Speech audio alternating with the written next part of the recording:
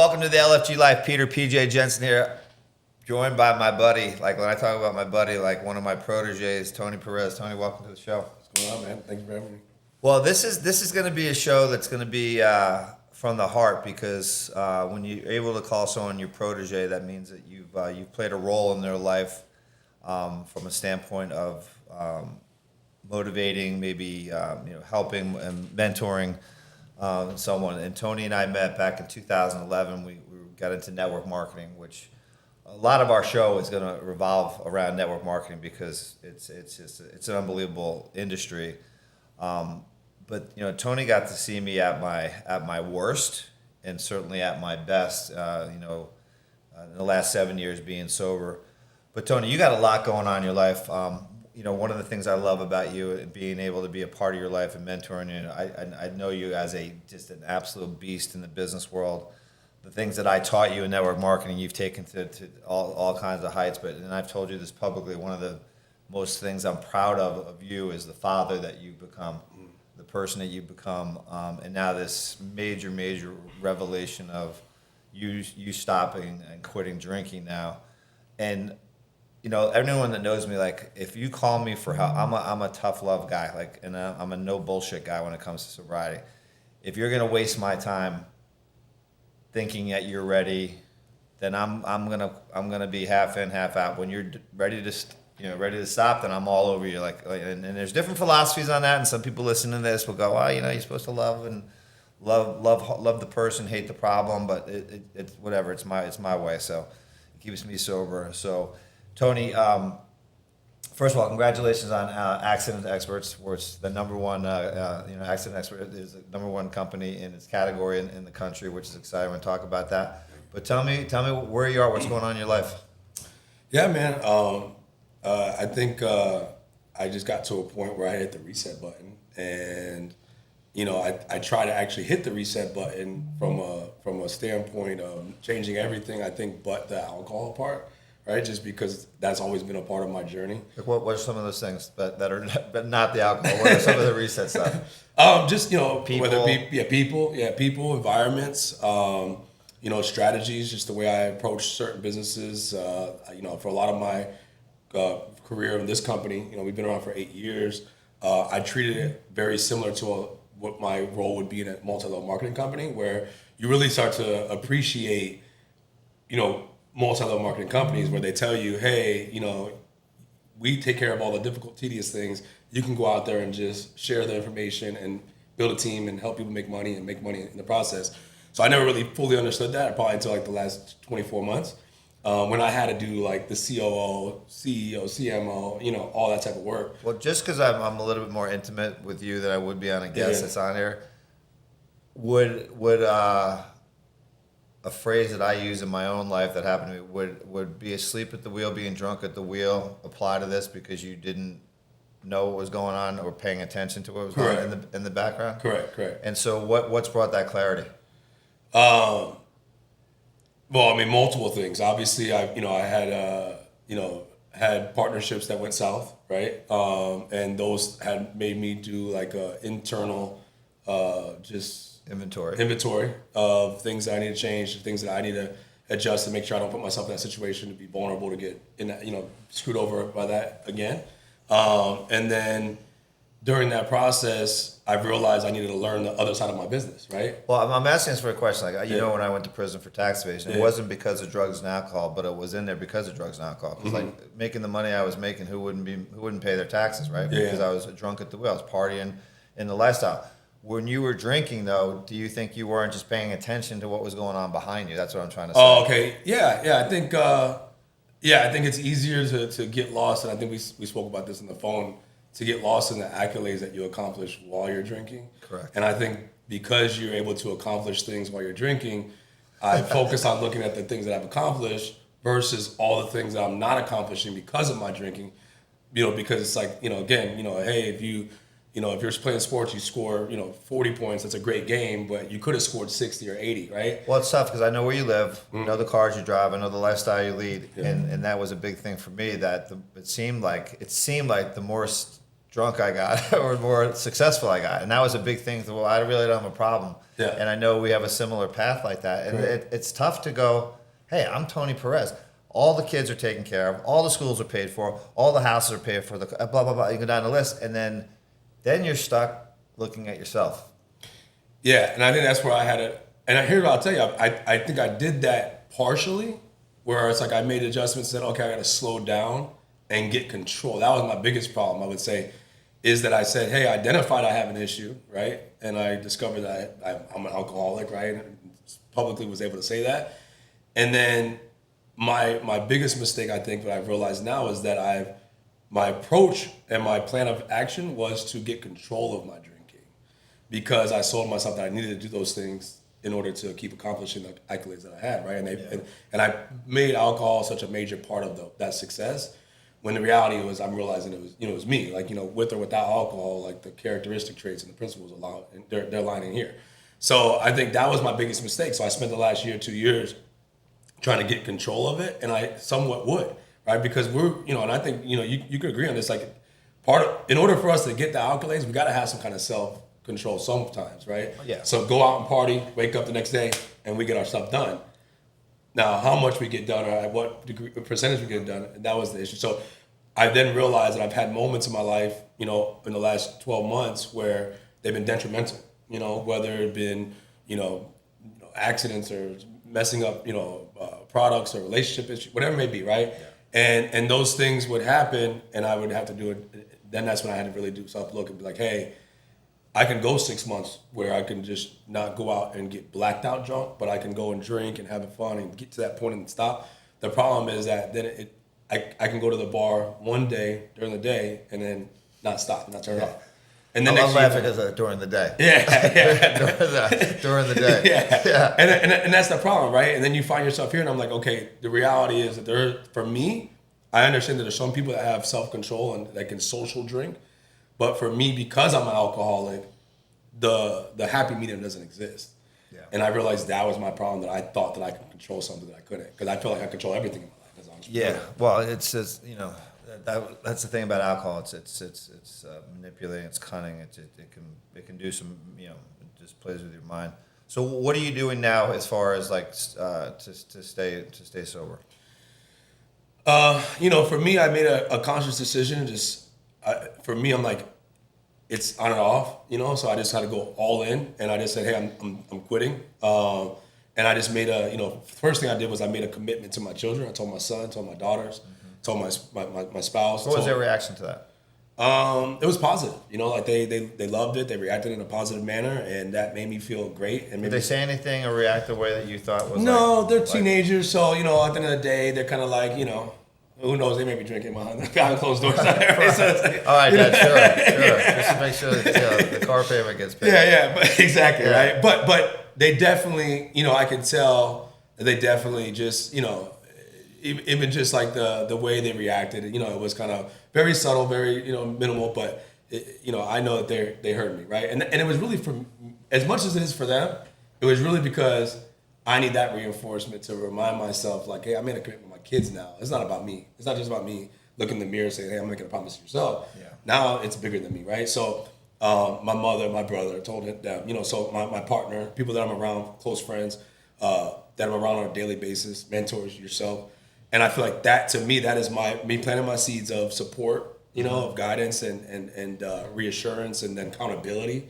And I think, so that was one of the first things I've done. The second thing, obviously, is just I kind of stayed away from any of those environments for like people, places, things. Yeah, people, places, things. And I think I've indulged myself. This is what helped me out a lot. This is probably like the primary thing, is I've indulged myself into a massive amount of work. Keep me busy. So I probably I haven't worked probably as hard as I've worked in the last few months since the last time. Stop there. Now, so this is where I want people to understand the power of not drinking, and regardless of how you get there, what happens is the amount of time and productivity. So your personal net worth, I'm not talking about your financial net worth, your personal net worth goes up because you believe in yourself more. There's confidence. The number one symptom of a hangover is anxiety, right? You're not free. You're not angst out. You can go right down the list. Your financial net worth goes up, but now you filled those. And we talked about this the other day. Like, there's nothing more than I used to like. Nothing more to go to a bar 6 or 7 hours a day, working the phones, screwing around, gambling, playing, blah blah blah. But now you're filling the gap with work. So your partners love you. It's amazing. So are you seeing that? Are you seeing that productivity just go through the roof? 100%. And I think that's what's helping me. What's helping me the most is, and this was such a relief when I spoke to you. And it's so important to speak. I literally just had this conversation with John this morning where I spoke to you about you. You know, I was like, hey, I had a conversation with PJ. Where it's like, as I can have conversations with John, who is a friend of mine, great person, right, and also a business partner, who will support me, right, from his perspective and his shoes. But John can't understand. John is a perfect example of discipline, phenomenal. I admire his discipline. His ability to be able to go out there and social drink and turn it off at any given time, never get to a certain point. And it's like, so his world, that's normal. That's all he knows, right? He doesn't understand. We actually, in our world, we call those people normies. Yeah.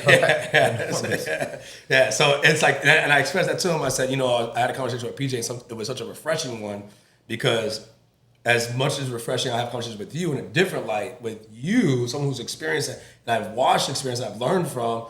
So there's things that I feel like, how do I say, like, one of the things I said to you, it's like, okay, I wasn't going out. And there was a little moment where I was going through that adversity of change and making the adjustments of not being around the people, places, things, where then the production drops, the results slow down. Yeah. And when that slows down, that then kicks up the anxiety and then the response of, I need to be out. I need to go drink. This is what's happening. This is me. Like this didn't happen when I was drinking. I was making sales. Yes, you're right. The only way I make sales is every time I'm being out. I need to be out with people person. So then when you told me that, you're like, yeah, you go through this process, and then here's what happened.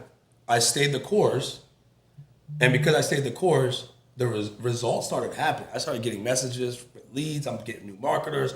Things are starting to fall in place. Vendors are opening the doors.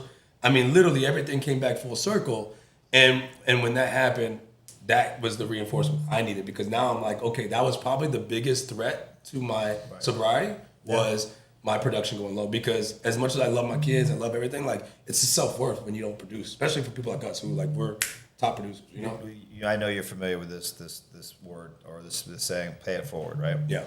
So one of the things that was critical to my sobriety is that a friend of mine, Brian Bogger, who's going to be a guest on the show. He was my neighbor in Town and River, and crazy successful, but he was a maniac, just drinking, just maniac. Didn't do drugs, just a maniac drinker. And when he got sober 2 years before I did, and I saw him one night at a bar. He was sitting at Link, Chris Whitaker owns Link, and he was there, and he didn't know I was watching him. But he was sitting at the bar and with a bunch of guys, and he was laughing his ass off, like he was having so much fun. And someone had told me they had stopped drinking, so I'm kind of like looking over. I'm still drinking, right? I'm looking over like, what's he drinking? Yeah, I want to see if he's drinking. Yeah. Like I want to see if he's drinking because he's having so much fun. And there was beers in front of him, so I went over and talked to him. And I said, hey, how's it going? He's like, hey, PJ, what's up, man? I said, I just heard you. He's like, oh yeah, man, it's incredible. And I'm talking to him. I'm looking to see if there's a beer in front of him, right? I want to see if this is the real deal. Yeah. And there wasn't. And he goes, yeah, let's go to a meeting sometime. Really just cool. He didn't like jump down my throat. Yeah. I said I was struggling. I just reached out. And he's like, "Hey man, let's just hook up for a meeting one day." So that was kind of it. And then 90 days later, I tried my own stop, and I couldn't do it. And wound up reaching out to Brian, and we went to a meeting.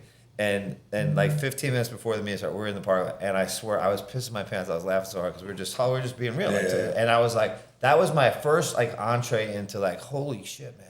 Being sober is fun. It's cool. It's cool. I wasn't intimidated where I was like, and this is before the intervention. Yeah. This is where I thought I was really going down the road. So I went into the meeting, had the meeting. In the meeting, we're kind of, a lot of people kind of not be fond of this, but we're like, kicking each other, just having like, it's a lot. Like it was really refreshing. Loved it so much that I went out and drank, and then went down that path. And he actually wanted to pick me up from rehab. in Fort Pierce and drove me back to Fort Myers. It's been a huge part of my sobriety. I share that story with everybody, and you, Tony, because you said something to me on the call the other night.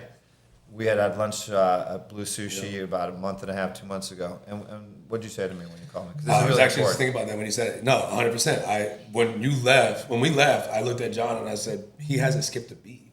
And I was like, that's crazy to me. And I've noticed that because like he's still like networking is just who you are. It's like your charisma, your character, like everything about you, your personality was the same. You're happy. Like the conversation, I couldn't tell the difference between the conversation we had that day versus the conversation I had the first day I met you. And I felt like that right there was another moment of reinforcement. I literally have chills because paying it forward. But I didn't know I was doing it consciously. But the thing for me too was that I didn't think I was going to be funny anymore. I think I was going to be able to pick up girls. I didn't think I was going to be successful in business. You know what I mean? You know what? Once I was able, what they call you, able to be comfortable in your own skin. Then all of a sudden I was like, I was King Kong because now I had no cobwebs. I was crystal clear to this day. Like I'm 58 years old, but I tell people I'm 7 years old. They're like, "What are you talking about?" Because I that's why I attack life like I do, because like I'm on fire with desire, because now I'm operating at full capacity for the first time in my life. So, and that's awesome, man. And I mean, it's true. I would say that right there was a defining moment. I literally just told my brother that yesterday, or this morning actually in the gym when I was talking about us coming up here to the podcast. I literally made that reference and I said, I was like, you know what's crazy? I was like, when we seen PJ at lunch, I'm like, man, he doesn't skip a beat. That is the reinforcement of alcohol isn't what makes us, who we are. Like it wasn't the answer, it wasn't the reason. Right. It's like that's who we are. That's who you are. You're naturally When you think alcohol is the answer, right? It goes back to one of my favorite things of all time when people say, "Yeah, I was a better driver when I was drinking." Yeah, that was phenomenal. Like think about, I was a better driver when I was drinking. Okay, this just in, that's not true. Yeah, when logic goes out the window, it's pretty right. I was a better parent when I was drinking. I was a better business person. No. There's no such thing. You could count the alphabet backwards better. That's I could implement it. Listen, by the way, if I got pulled over now, I couldn't do that. So they got to redo that test. 100%. So tell me about accident experts.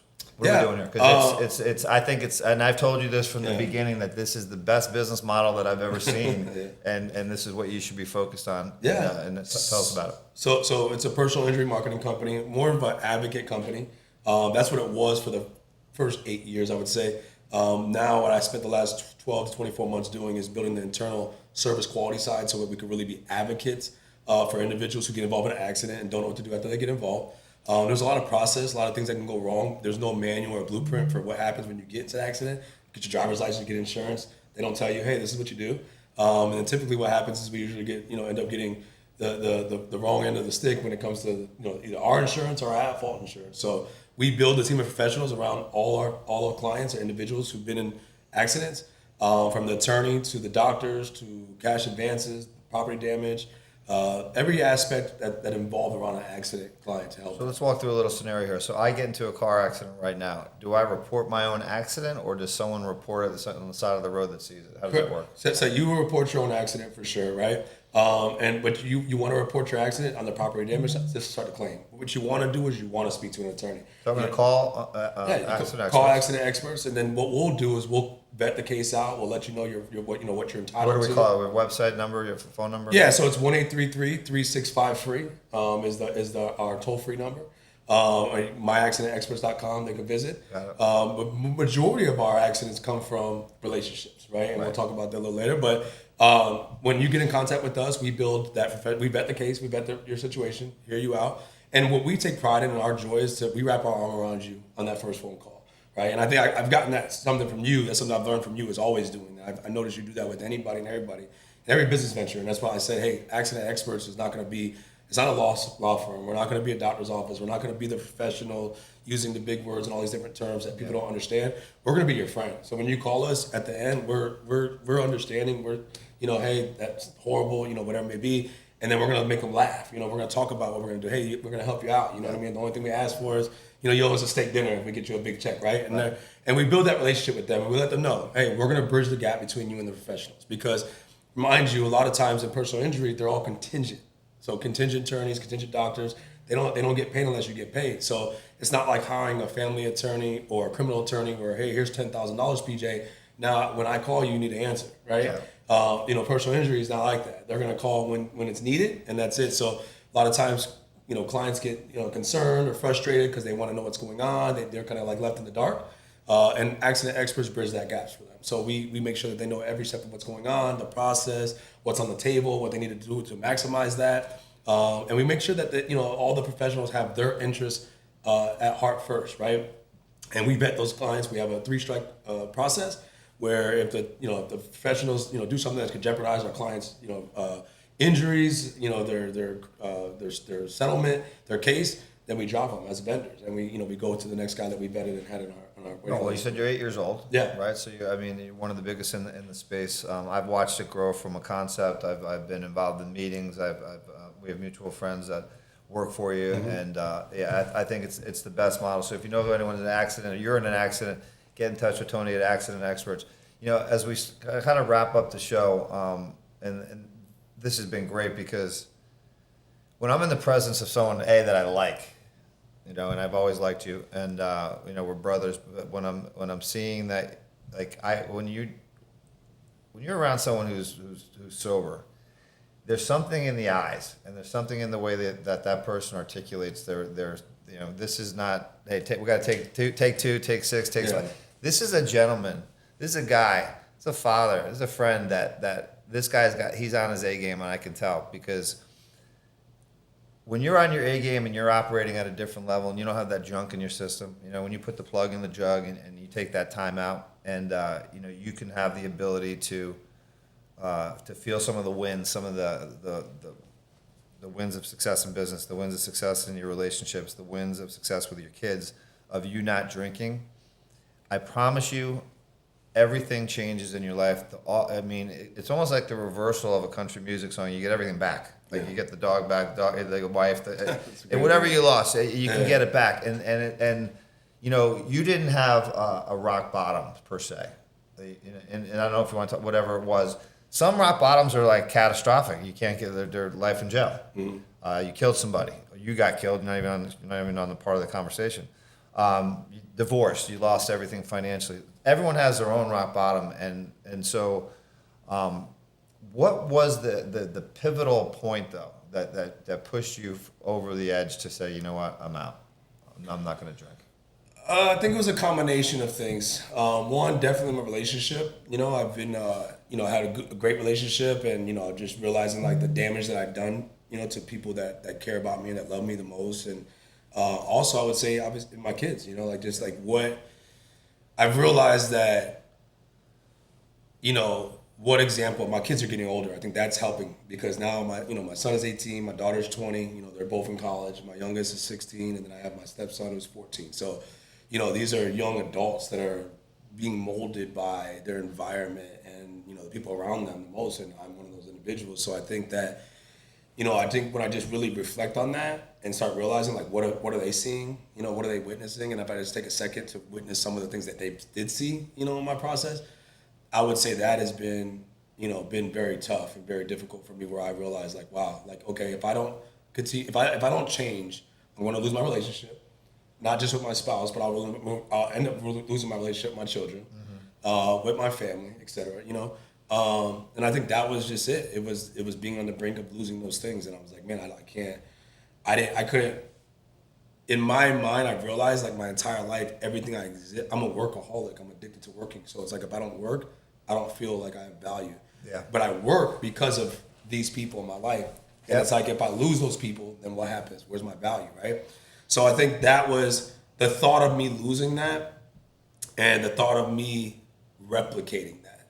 Meaning there's one thing that we've learned more than anything from multi-level marketing is duplication happens. They duplicate who you are, not who you say you are. And when I think about that, it's hey, I wanted to be the break of, alcoholism in my family. From my son, I don't want him being an alcoholic, experiencing things I've experienced. I bought my dream car, wrecked it within the first 24 hours that I had it, because I was drunk. You know what I mean? It's those are things that I look back and it's man, eventually these stories will come out and my children will hear those those things, and they'll know. And it's like, I'm not ashamed of that, and I don't run from that either now, because it's like, hey, this is my problem. Well, I have news for you, and you know this, and everyone, if you're listening, the kids already know. Yeah. They know. The spouse knows. The kids know. I mean, if you think you're hiding it, you're not. I mean, it's like that's why I asked you earlier. Like when you said, "Hey, I'm an alcoholic," I'm not there, but they're like, "Yeah, we know." What's the big deal? What's the big deal? And we're always the ones that we're the last ones to know, because we're the ones that are involved in it. Yeah, and I think that's what it was. I think I had a moment where I blacked out, and when I wake up in the next morning, I realized, like, this isn't even what I like. It was probably the first time I didn't choose to do that. Like, that wasn't my plan. I didn't have intentions to do that. Yeah. So it's like, then it reminded me of, like, wow, like, I used to go out, I go out and I'm going to black out, right? Because that was part of the daily regimen, right? So that was my plan, my intention. Wait. I was in control. Yeah. This time it was like, let's go have lunch. Let's have a couple of drinks. And I'm like, yeah, we'll do that. I'm gone, you know? And for me to have that experience in that moment where I really realized I lost full control, like I didn't even have, like I didn't plan that. That wasn't even my intentions. So well, what happens? I talk about this in other segments about like the blackouts. If you're a blackout drunker, they start and there's like one here, and then there's 5 months later there's another one, and then 6 months later there's another one. Mm-hmm. Then all of a sudden there's one here, and then it's 3 days later there's another one. And so concussions, I use football. Concussions all in general. Concussions are so bad is because when you have a concussion, say in August, and then you have one in September, they're chronological. They connect. And so when you have one, that's one. Then you have the second one, but it becomes two, becomes one. The third one becomes two and becomes one. So all of a sudden, you're and the same thing with blackouts. All of a sudden, they're like they start coming around, and that's where like you lose control. And so I always say like, end for me was I couldn't live drinking and I couldn't live without it. Couldn't live with it and couldn't live without it. And so when that was my when I had to make that decision. As I'm sitting here, it's almost like being a proud parent because of the things that you're saying. And I know with me, with Olivia and Dylan, my kids, that I hear them on a daily basis parenting. Dylan parenting his kids, and then Olivia being married, and I'm more involved with Olivia on a day-to-day basis, hearing her with her business and stuff like that. I can hear me and her. She was listening in the backseat to every phone call I was on, because when she launched her check-in club, she's a tenacious CEO, and she is a shot caller. It mimics the way so she's listening. Yeah. Your kids are listening. Yeah. Your kids are listening. And the opportunity for you to realize that now, have that aha moment to move forward as a role model is just amazing. Yeah, no, I mean, I think, and even that, like when I seen her post with you, it's like, it makes you really realize and look back, and I think that's something that's like really important to me, which is why I wanted to do this podcast with you. I'm so honored to be here with you, is because we live in a world where podcasts is like at an all-time high. Right, and I'll watch and I'll stream podcasts, but it's like a lot of them are not feeding the brain anything positive or constructive, right? And so it's like, and there's gonna be people that see this and they overlook it because they don't understand the importance, because maybe it doesn't apply to them, right? But chances are, someone in their life it could apply to, and they should share it with them. And it's like, we need more of these things that talk about real life experiences, because. Well, if you're not, this is as real as it gets. Yeah. I mean, we talk about real life stuff because we've been through it. I mean, we've been through the jails and the prisons and the relationships, and we're keeping this PG, right? But we've done some things. So, first of all, congratulations on Accident Experts. Congratulations on being sober. If you're listening for the first time and you're seeing Tony and myself, I mean, we've been through the battle together, but listen, man, being sober is cool. There's not one, I tell you this all the time, there's not one downside to not drinking. Not one. And so we always want to be like, I want you to be like you are. Like, you're just sitting here, like your energy, your zest for life. Like, being sober is cool. And it's something it's the best, man. For sure. Congratulations. Yeah, thank you. Freaking Bears fan. That's the only downside. He's a Bears, Chicago Bears. Hey, Bears are winning too. They are winning. Everything's happening. The Bulls are doing well. Jets are 2-7. The Bulls. Cubs went to the playoffs. I mean, it doesn't stop. And when you, like get better. Everything gets better. I mean, I don't know. I don't know. Well, tell you what. On that note, we hope the Bears win the Super Bowl. That's going to take my guy to the next level. So, Tony, thanks for being on the show. Thanks, man. The LFG life. He is certainly living it at the level, being 100, being 100% of the time. That's how we do it. Absolutely. Go Bears. You got me to say it? Yeah.